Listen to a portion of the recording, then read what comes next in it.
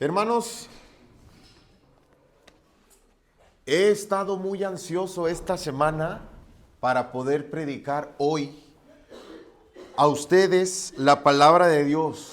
Me he preparado, he intentado con mis recursos para poder estudiar una historia de las que ustedes tienen que ser afectados, hermanos, y esta historia es la historia de David y Goliat. El título de este mensaje es Campeones de Dios. Campeones de Dios. Tengo una historia particular con la historia de David y Goliat, por dos razones. La primera, porque mi hija, cuando veía las historias bíblicas que le poníamos en la televisión, ella se fascinó con la historia de David y Goliat.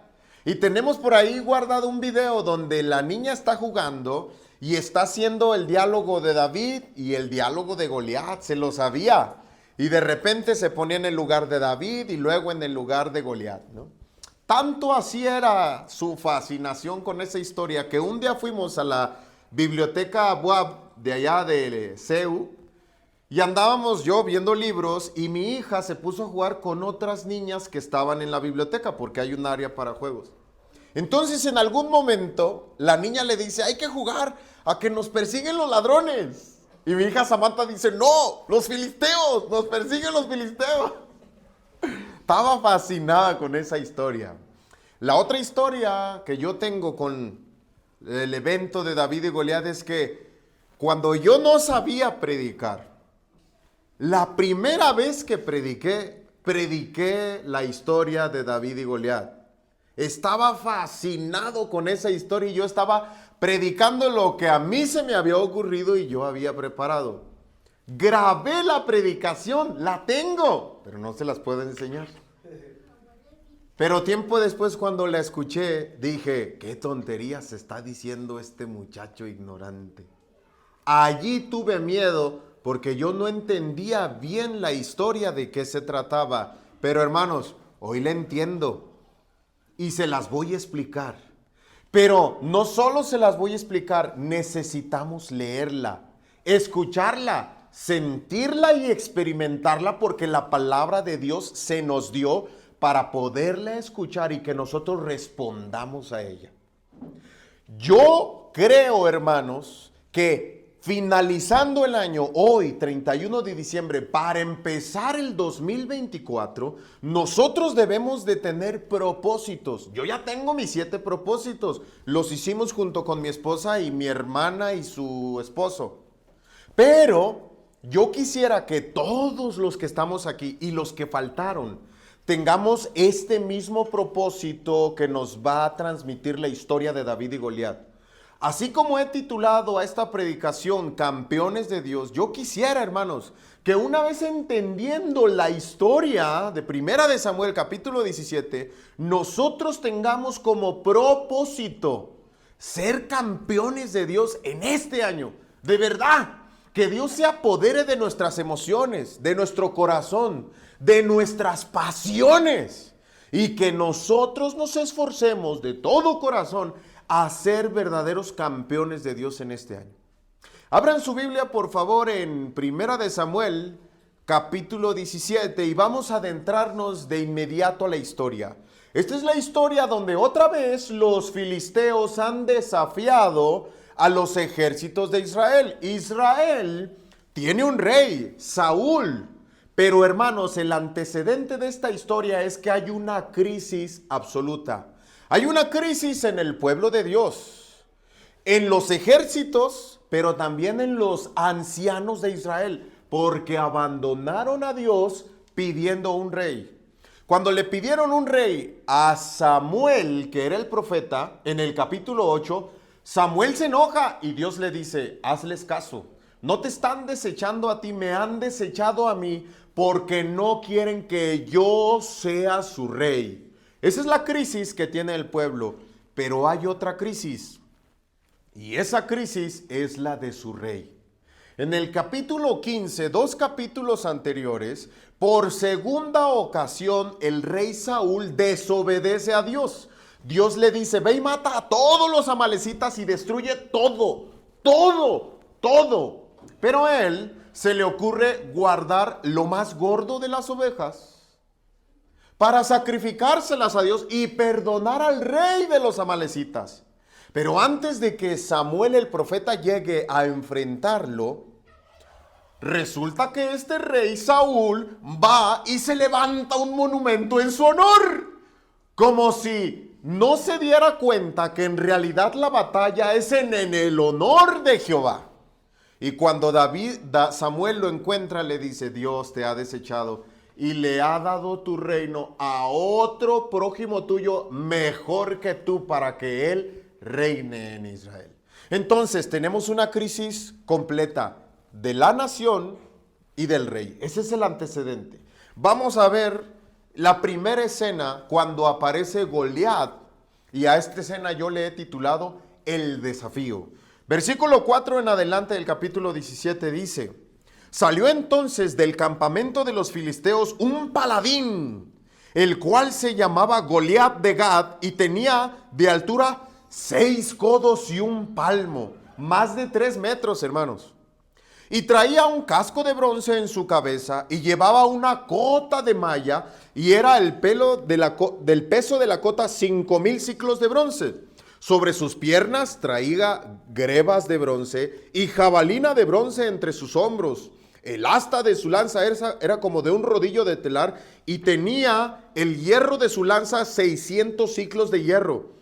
E iba su escudero delante de él, y se paró, y dio voces a los escuadrones de Israel, diciéndoles, ¿para qué os habéis puesto en orden de batalla? ¿No soy yo el filisteo y vosotros los siervos de Saúl? Escoged entre vosotros un hombre que venga contra mí.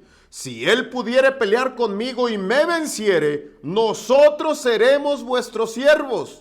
Y si yo pudiere más que él y lo venciere, vosotros seréis nuestros siervos y nos serviréis. Y añadió el filisteo, hoy yo he desafiado al campamento de Israel.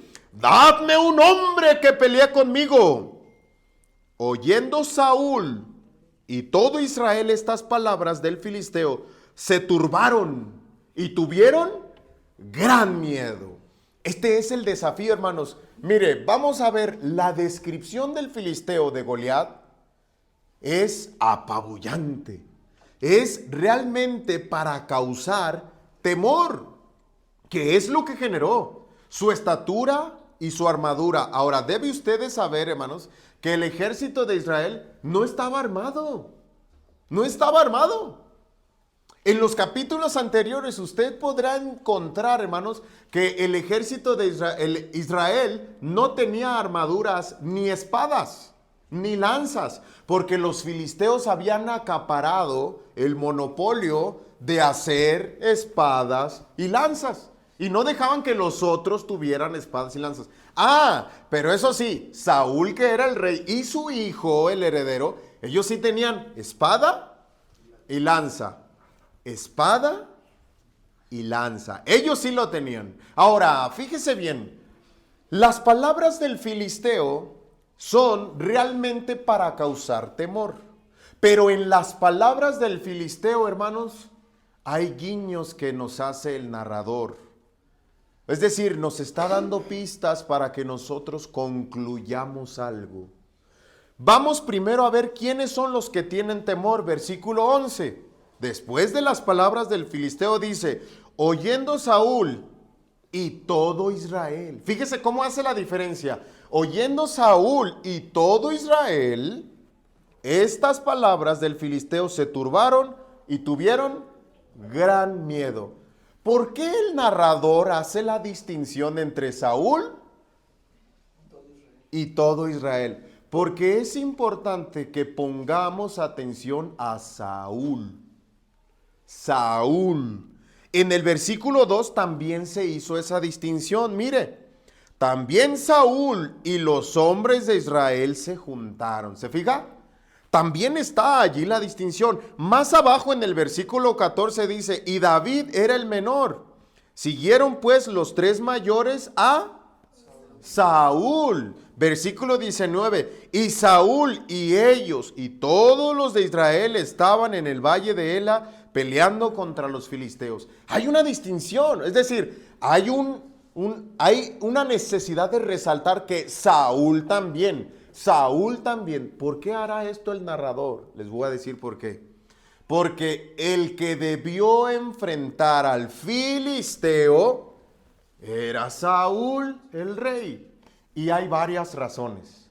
Número uno, la primera por la cual el rey Saúl es el que debía enfrentar a Goliat es porque era el rey. Si nosotros vamos al capítulo 8, por favor síganme. En el versículo 19 y 20 encontramos un detallito importante. Dice, pero el pueblo no quiso oír la voz de Samuel. Este es cuando pidieron un rey. Y dijo el pueblo, no, sino que habrá rey sobre nosotros. Y nosotros seremos también como todas las naciones. Y nuestro rey nos gobernará. Y saldrá delante de nosotros y hará nuestras, ¿qué? Y hará nuestras guerras. ¿Ya ven? Ellos querían un rey por varias razones. La primera era para ser igual a las otras naciones. Pero querían que su rey saliera adelante. Y su rey peleara las batallas. Eso es lo que hacía Dios. Pero lo desecharon. Entonces eligieron a un rey. Este rey saldrá adelante y peleará nuestras batallas. Está bien. Entonces Dios les da un rey. Pero no les da a cualquiera, hermanos. No les da a cualquiera. Les da al más alto de Israel. Cuando Dios elige a Saúl delante de todo el pueblo, Saúl se esconde. Y no era fácil que se escondiera, porque era el más alto de todos. Del hombro para arriba, estaba por encima de todos los de Israel. No había ninguno más alto que él.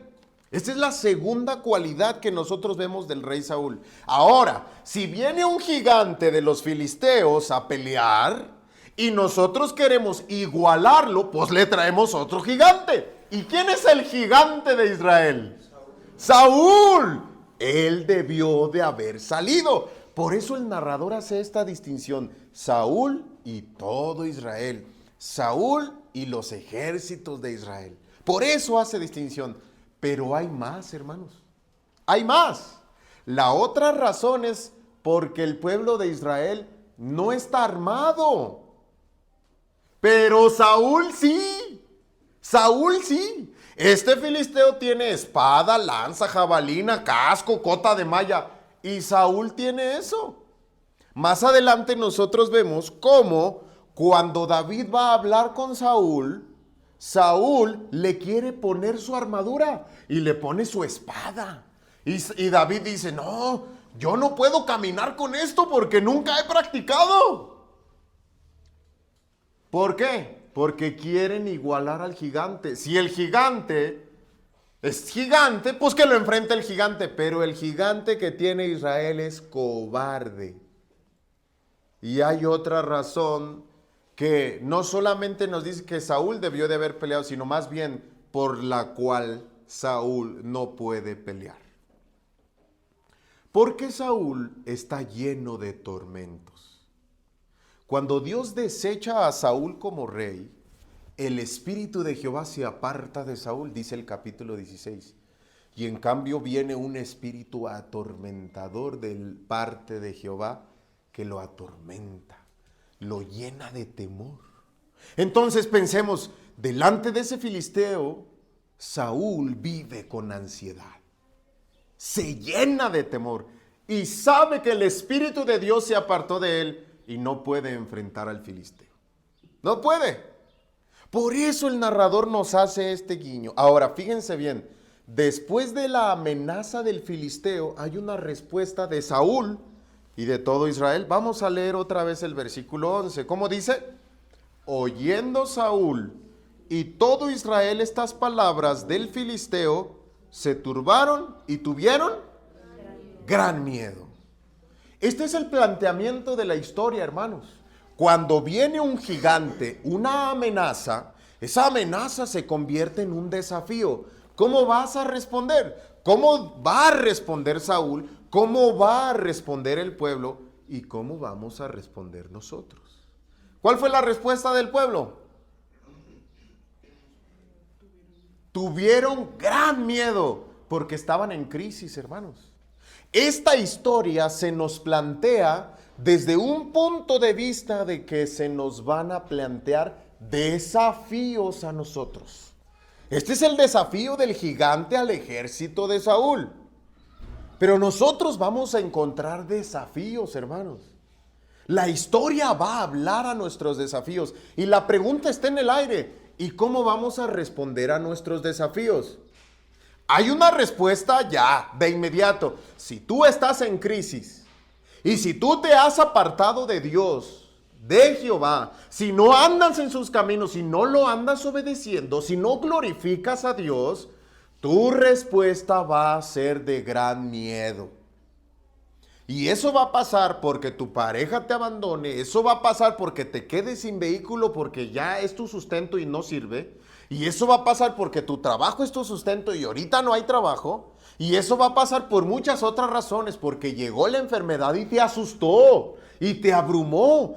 Ese es el desafío. Y la pregunta es, ¿qué vamos a hacer nosotros?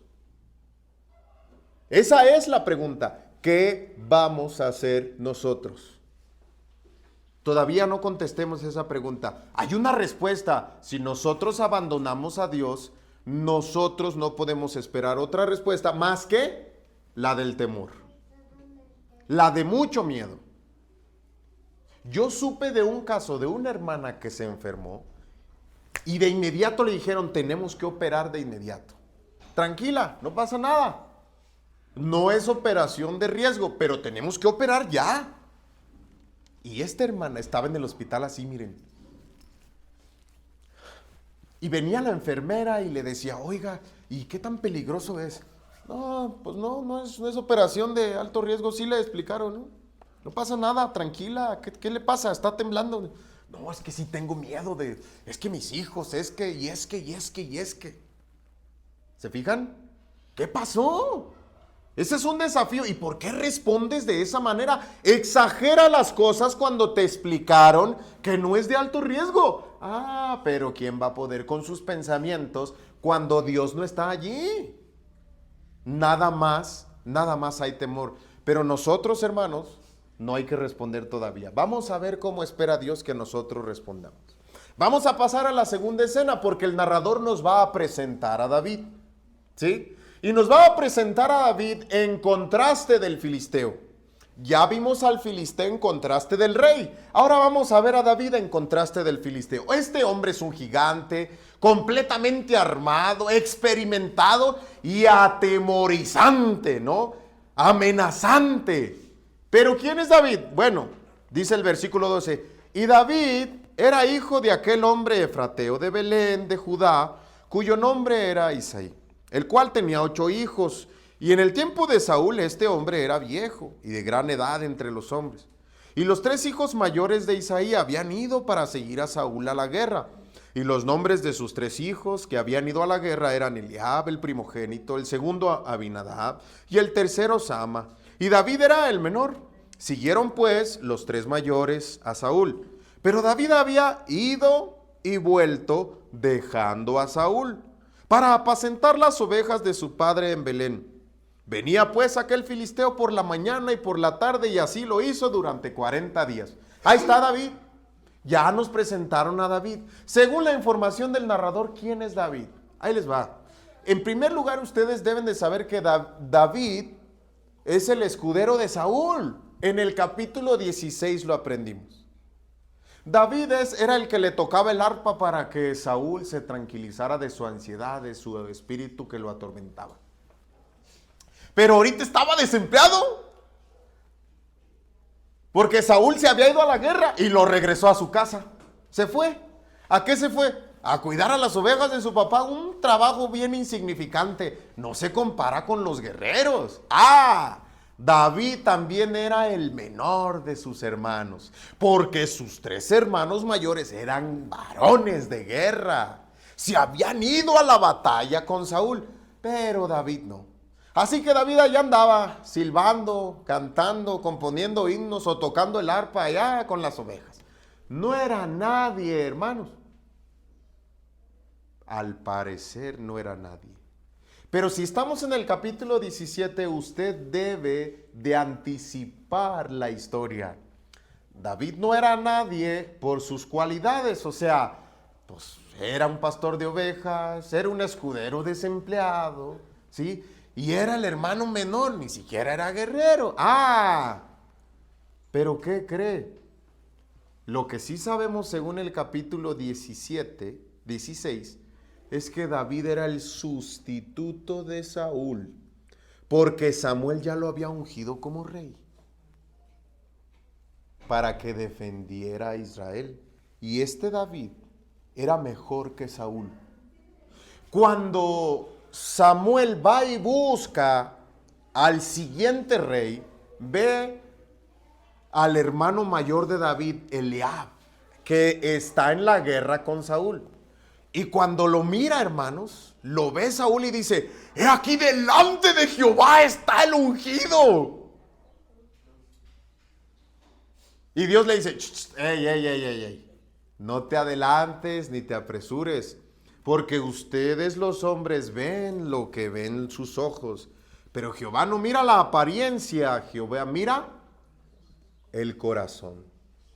¿Verdad? Así se nos presenta David. Entonces nosotros ya sabemos, David es el que va a sustituir a Saúl, pero aquí el narrador nos lo presenta como un nadie. Esas son las cualidades que tiene David. Versículo 19. Y Saúl y ellos y todos los de Israel estaban en el valle de Ela peleando contra los filisteos. Se levantó pues David de mañana y dejando las ovejas al cuidado de un guardia se fue con su carga como Isaí le había mandado. Es decir, lo mandó a llevar unos panes, ¿verdad? Y unos quesos. Bueno, y llegó al campamento cuando el ejército salía en orden de batalla y daba el grito de combate. Y se pusieron en orden de batalla Israel y los filisteos, ejército frente a ejército. Entonces David dejó su carga en mano del que guardaba el bagaje y corrió al ejército, y cuando llegó preguntó por sus hermanos si estaban allí. Mientras él hablaba con ellos, he aquí que aquel paladín que se ponía en medio de los campamentos, que se llamaba Goliat, el filisteo de Gat, salió de entre las filas de los filisteos y habló las mismas palabras y las oyó David. ¿Cuáles son esas palabras que oyó David? Vamos a volver a leerlas. Versículo 8. Y se paró y dio voces a los escuadrones de Israel diciendo: ¿para qué os habéis puesto en orden de batalla? ¿No soy yo el filisteo y vosotros los siervos de Saúl? Escoged entre vosotros un hombre que venga contra mí. Si él pudiere pelear conmigo y me venciere, nosotros seremos vuestros siervos. Si yo pudiere más que él y lo venciere, vosotros seréis nuestros siervos y nos serviréis. Y añadió el filisteo: hoy yo he desafiado al campamento de Israel. Dame un hombre que pelee conmigo. Esas son las palabras que oyó David. Ahora, hay una respuesta en los personajes, el ejército y David, pero fíjense bien la respuesta. Aquí se contesta la pregunta, hermanos. Cuando viene un desafío, ¿qué vamos a hacer? ¿Cómo vamos a responder? Aquí está el contraste. Vamos a ir más adelante, ¿sí? Versículo 24. Primero, ¿cómo responde el pueblo? Y todos los varones de Israel que venían a aquel hombre huían de su presencia y tenían gran temor. Ahí está. Esa era la respuesta que nosotros ya sabíamos. Y cada uno de los de Israel decía: ¿no habéis visto a aquel hombre que ha salido? Él se adelanta para provocar a Israel. Al que le venciere el rey, le enriquecerá con grandes riquezas y le dará su hija y eximirá los tributos de la casa de su padre en Israel. Entonces habló David a los que estaban junto a él, diciendo: ¿qué harán al hombre que venciera a este filisteo y quitara el oprobio de Israel? Porque ¿quién es este filisteo incircunciso para que provoque a los escuadrones del Dios viviente? ¿Se fijan cómo el contraste, hermanos? La respuesta de David frente a la respuesta de los ancianos y los ejércitos de Israel. Una totalmente opuesta. David sabe quién es. David tiene experiencia, hermanos. Pero David está viendo otra historia. David no solo ve lo que ven ellos. Ellos ven a un gigante completamente armado y se atemorizan. Porque no pueden igualarlo. Ese es el problema. No pueden igualar al gigante. No pueden. Y no pueden porque ellos quieren igualarlo. Eso es lo que le dijeron a Samuel. Queremos ser como las otras naciones y tener un rey que salga y enfrente nuestras batallas. Pero ya se dieron cuenta que al tener un rey y un rey grande, no pueden ser como las otras naciones. En cambio, David ve otra cosa. No ve a un gigante poderoso, dice. ¿Y quién es ese filisteo incircunciso? En la versión Nueva Traducción Viviente que leyó Yuli dice pagano. Para que provoque a los escuadrones del Dios, ¿qué dice? Viviente. Anda pues, David ya metió a Dios a la historia. ¿Ya ve? David ya metió a Dios a la historia. Esa debe ser nuestra respuesta, hermanos, cuando se nos presenta un desafío. Meter a Dios en la historia, porque ahí está Dios presente, no se va, nos acompaña, responde, pelea por nosotros. Por eso debemos responder así. Esto es lo que no entendió la hermana que estaba en el hospital llena de angustia y ansiedad. No está.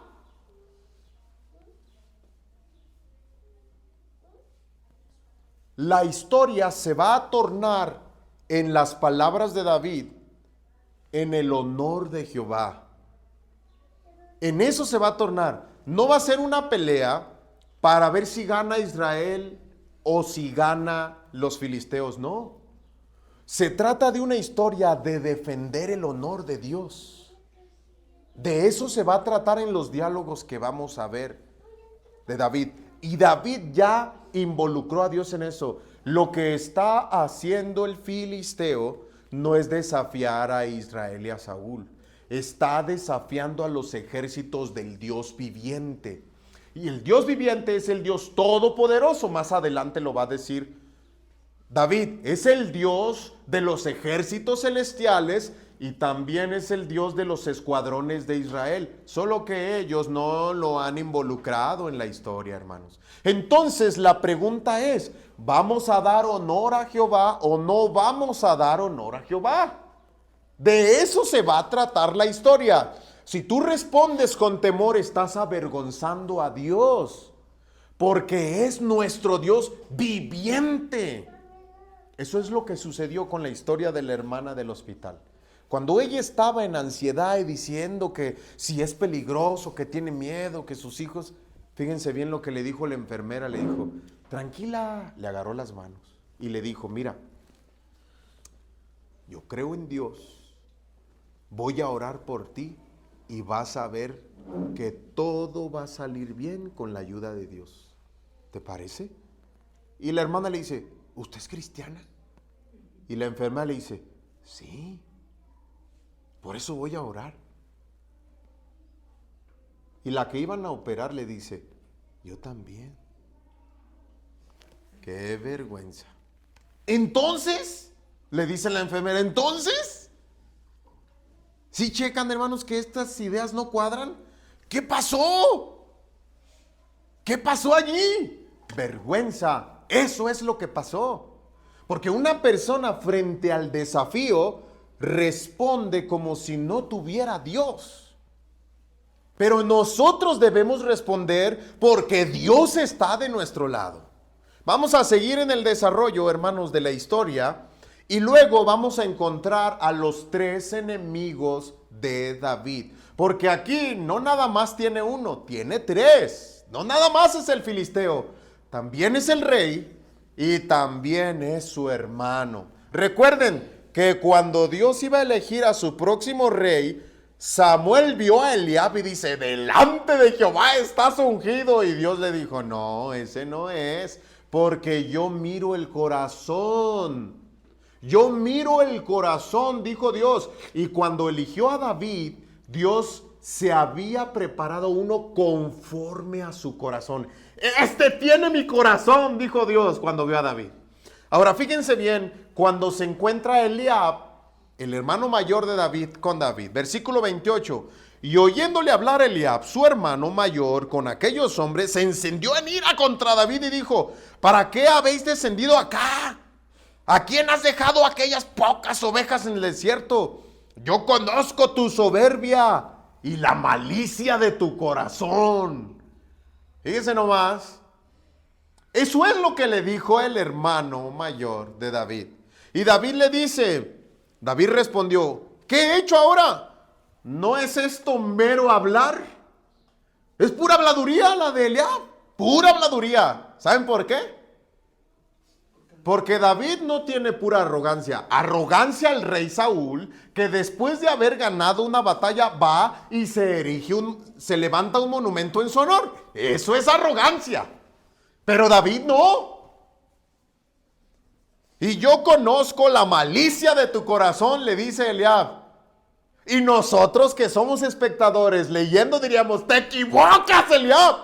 Porque Dios lo eligió porque tiene el corazón de Dios. No tiene un corazón malicioso. Está equivocado. Y David lo sabe, por eso le dice, tú nomás estás hablando por hablar. No le hizo nada. No le hizo nada. Entonces los soldados se dan cuenta de que éste está preguntando por el premio y le llegan las voces al rey Saúl. Entonces le dicen a Saúl, versículo 31 en adelante, fueron oídas las palabras que David había dicho y las refirieron delante de Saúl y él lo hizo venir. Y dijo David a Saúl, no desmaye el corazón de ninguno a causa de él. Tu siervo irá y peleará contra ese filisteo. Ojalá así dijéramos de la enfermedad, ¿eh? Tu siervo irá y peleará aquella batalla. Ojalá, hermanos, con esa confianza. Dijo Saúl a David, no podrás tú ir contra aquel filisteo para pelear con él, porque tú eres un muchacho y él un hombre de guerra desde su juventud. O sea, ¿tú qué? Tú no eres nadie.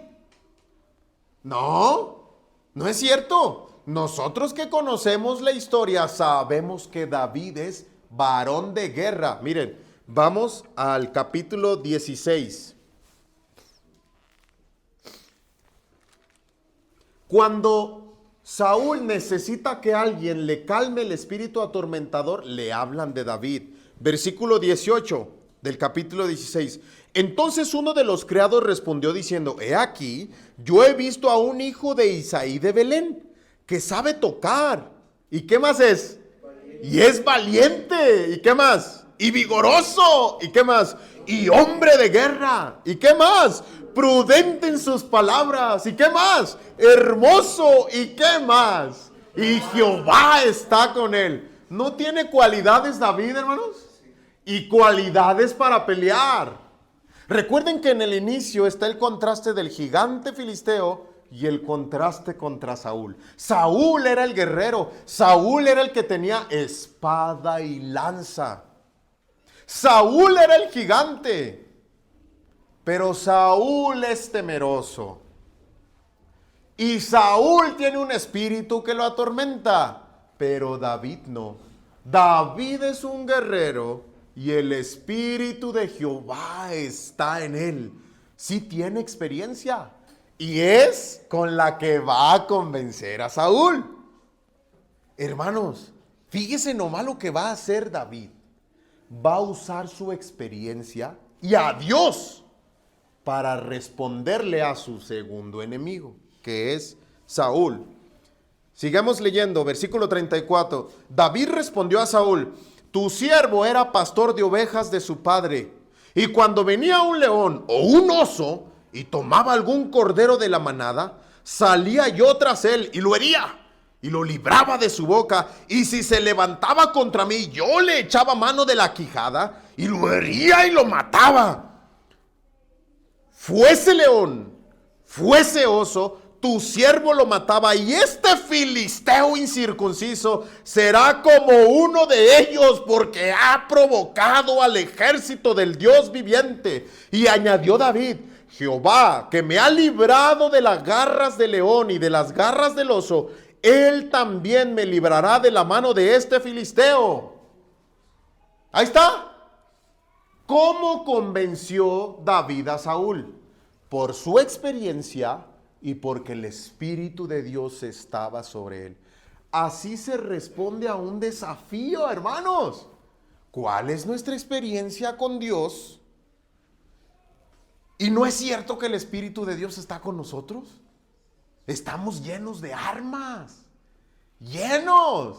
Recuerden lo que les decía de mi hermano, que cuando llegaba un problema, al rato nada más nos vamos a acordar de él. Hay una canción, hermanos, hay una canción que me gusta mucho, que mi hermano compuso. Fíjense cómo dice: aunque yo me sienta triste, sé que conmigo tú estás. Sé que la prueba es difícil, pero a mi lado estarás. Pues tú no me has mandado nada que no pueda soportar. Y si Cristo está conmigo, contra mí, ¿quién podrá estar? En todos mis caminos tú estarás. Por todas las edades te encontrarás. Cuando la prueba venga, tú me ayudarás. Después de la tormenta la calma vendrá. Después de la batalla la paz reinará. Y después de este mundo, yo en tu gloria estaré. Está bien padre esa canción. Fíjense cómo el contraste, ¿no? Así como ese contraste que está en esta alabanza, así este contraste. David tiene la experiencia de poder responder al desafío de este filisteo y tiene el Espíritu de Dios. Convenció a su segundo enemigo.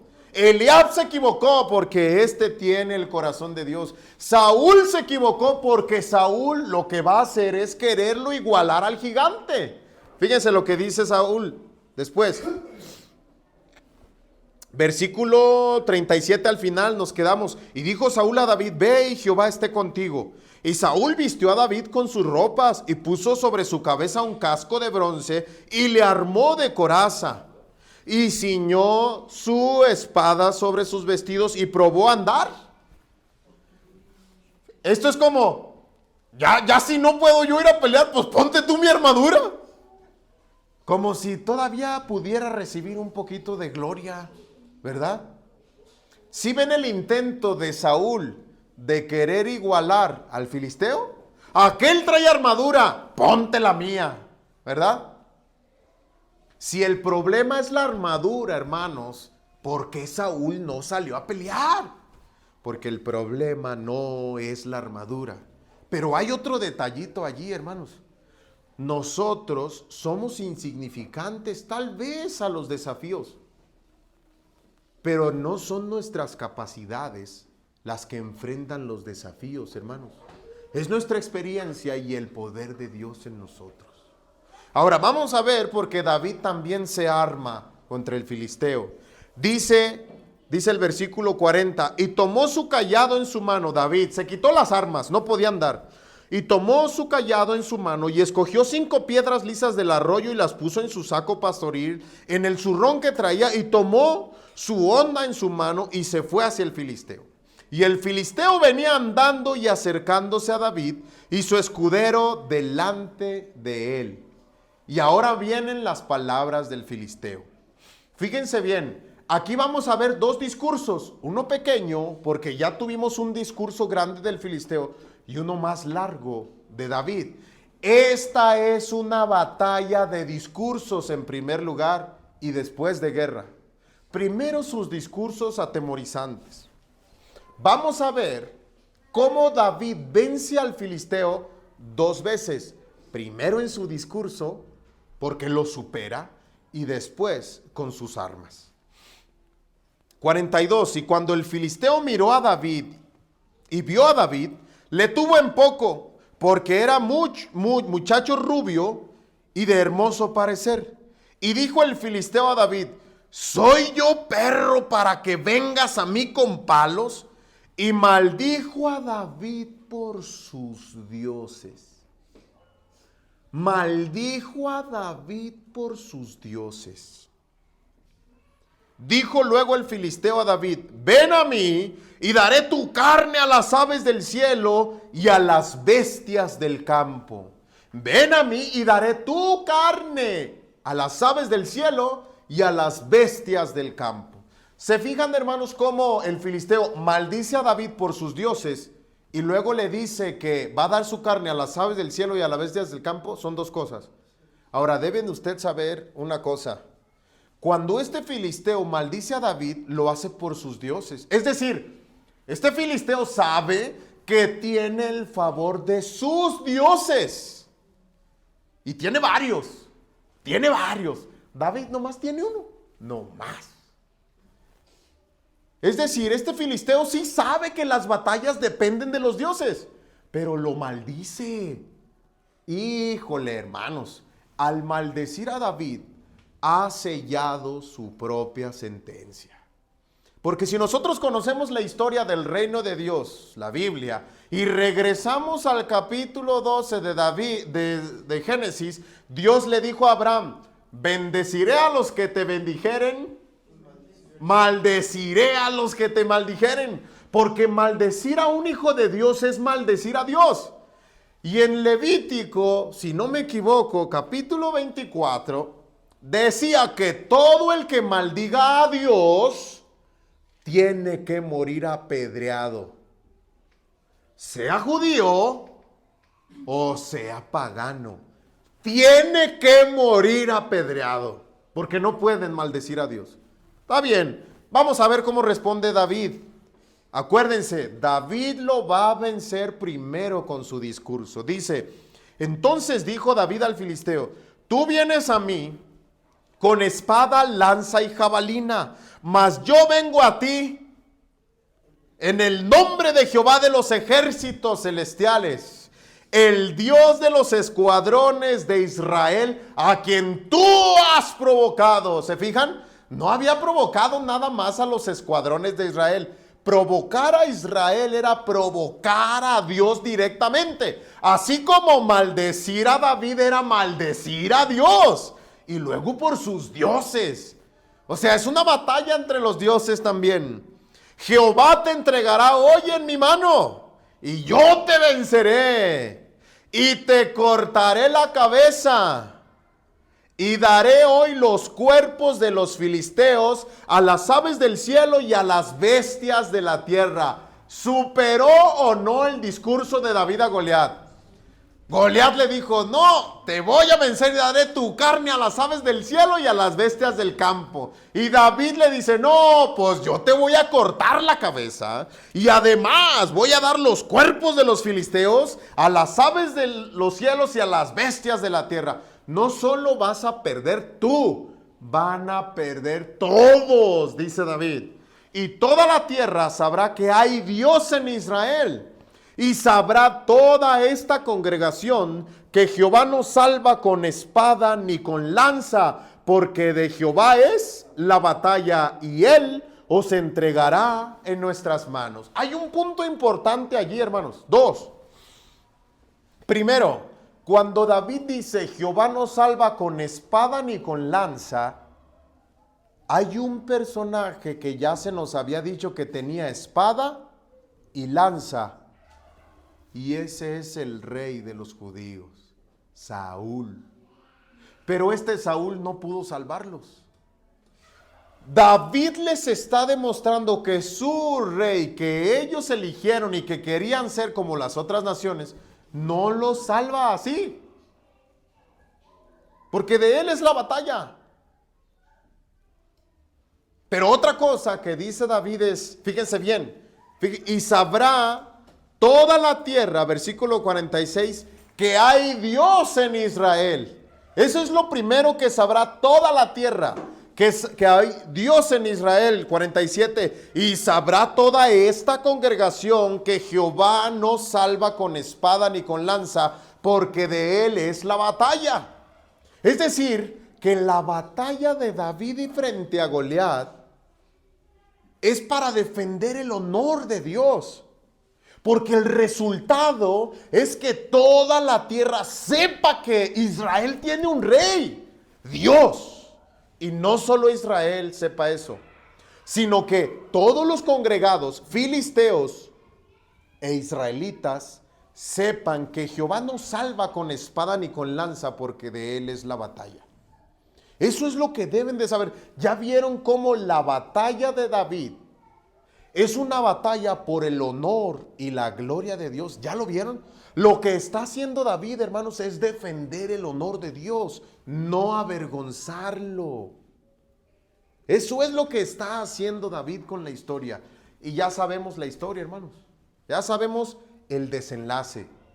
David agarra su onda, le avienta la piedra, lo golpea en la frente, cae hacia adelante, saca su espada del filisteo, le corta la cabeza, persiguen a los filisteos y mientras los persiguen los van matando y los cuerpos van quedando regados y regados y regados y regados y regados en las ciudades.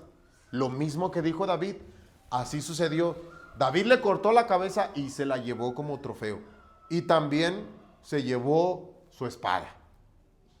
Ese fue el resultado. ¿Venció o no venció? Ahora déjenme decirle otra cosa. Normalmente, hermanos, yo les digo, voy a hablar aquí media hora, pero si no se acuerdan de algo, por lo menos acuérdense de esto. Pero hermanos, la palabra de Dios no la podemos resumir, porque se nos dio así para que nosotros pudiéramos escucharla, responder y sentirla. Pero si pudiéramos resumirlo en una frase, hermanos, la historia nos diría que Dios consigue victorias por medio de hombres y mujeres de fe. Escríbalo, guárdelo, quédeselo. Si pudiéramos resumir la historia, el resumen sería este: Dios consigue victorias por medio de sus hombres y mujeres de fe. Ahora expliquemos eso. ¿Cómo es que Dios consigue victorias por medio de sus hombres de fe? Bueno, ¿quiénes son esos hombres de fe? Esos hombres de fe, hermanos, primero son hombres como David, hombres que tienen el corazón de Dios, es decir, que buscan honrar y glorificar a Dios. Esos son los hombres de fe. ¿Qué más? Los hombres de fe enfrentan el desafío, hermanos. Por eso he titulado a esta predicación Campeones de Dios. Ahora, déjeme le explico. La palabra campeón se aplica al filisteo.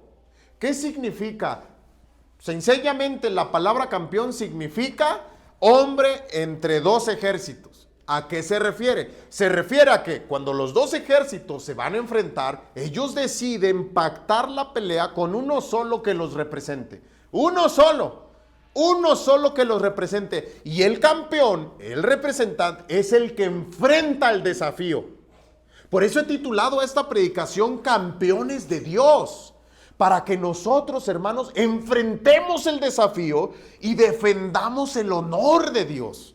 Si nosotros ponemos, hermanos, en nuestro propósito este año ser campeones de Dios, vamos a entender que los campeones de Dios enfrentan el desafío, hermanos. Que los campeones de Dios enfrentan el desafío porque tienen el corazón de Dios. Porque les importa no avergonzar a Dios, sino honrarlo, honrar su gloria. Que Dios, hermanos, se apodere de nuestras pasiones, de nuestras emociones, de nuestro corazón, hermanos. No sabemos lo que nos depara el 2024. No lo sabemos. A lo mejor van a venir enfermedades. A lo mejor ya empezaron los desafíos antes de finalizar el año, ¿no es cierto? Pero lo que sí podemos saber es cómo vamos nosotros a enfrentar el desafío. Y sí podemos saber, hermanos, que en cualquier desafío que venga a nosotros, está en juego el honor de Dios. O vamos a honrar a Dios o vamos a avergonzar a Dios. Porque Dios está en medio de la batalla. Dios está en medio del desafío. Y nosotros no podemos, hermanos, responder con temor porque eso avergonzaría a Dios. ¿Qué es lo que hizo Israel? Y es lo que hizo Saúl. Lo que nosotros debemos hacer es ser campeones de Dios, como lo hizo David, que enfrentó el desafío y sabía que sus batallas eran las batallas de Dios. Un día, hermanos, hubo un problema allá en Guadalajara, cuando yo era niño. Hubo un problema con uno de mis hermanos y con uno que esos eran de esas pandillas que se juntaban en la colonia y que rayaban las paredes y que pues eran el terror, ¿no? Se llamaban los TR. Fíjense nomás. Entonces había una mujer que estaba con ellos y era como la mamá de todos, ¿no? Y le decían la Camelia. Ya sabrán ustedes por qué, ¿no? Acuérdense de la historia esta de Camelia la Tejana y todo eso, ¿no? O sea, hasta nombre famoso tenía. Pero Camelia conocía a mi mamá. Y mi mamá le predicaba a ella. Entonces la ve en una esquina después del conflicto y le dice, Mari, aguas, porque ya me dijeron que van a venir a quemar tu casa. Y dijo mi mamá, pues que vengan, yo no le tengo miedo a nadie. Si Dios es con nosotros, si Dios es por nosotros, ¿quién contra nosotros? No tengo miedo. No. Bueno, yo no me refería a eso, sí, cierto, tienes razón. Ah, no. Si Dios es por nosotros, hermanos, ¿quién contra nosotros? Eso es lo que sabía David. Entonces esta historia empieza con un desafío. Y ese desafío David lo interpreta bien. No es un desafío cuerpo a cuerpo. No es un desafío con nuestras fuerzas, cualidades, armas. No somos iguales que las otras naciones. No lo somos. Delante de sus ojos somos insignificantes, hermanos. Somos insignificantes. Pero es que no se trata solamente de que seamos iguales. De lo que realmente se trata es que el verdadero Dios, el Dios vivo, el Dios de los ejércitos celestiales está con nosotros. Y el desafío que se nos venga, hermanos, que se nos presente, nosotros podemos enfrentarlo con el poder de Dios. Yo no sé cuántos de ustedes se sienten así insignificantes, pequeños, incapaces, tontos, débiles, pobres. Usted no se debe concentrar en eso, porque no radica en sus fuerzas, radica en el poder de Dios, en honrar de verdad a Dios este año. Usted lo que necesita es ser un hombre de fe, una mujer de fe. Y ya le dije, un hombre de fe y una mujer de fe son los que enfrentan el desafío confiando en el poder de Dios. Un hombre y una mujer de fe son los que comparten el corazón de Dios, los que tiene Dios apoderado sus emociones, sus pasiones y su corazón. Ojalá, hermanos, que dentro de nuestros propósitos esté que seamos campeones de Dios. Haga eso esta noche. Júntese con su familia.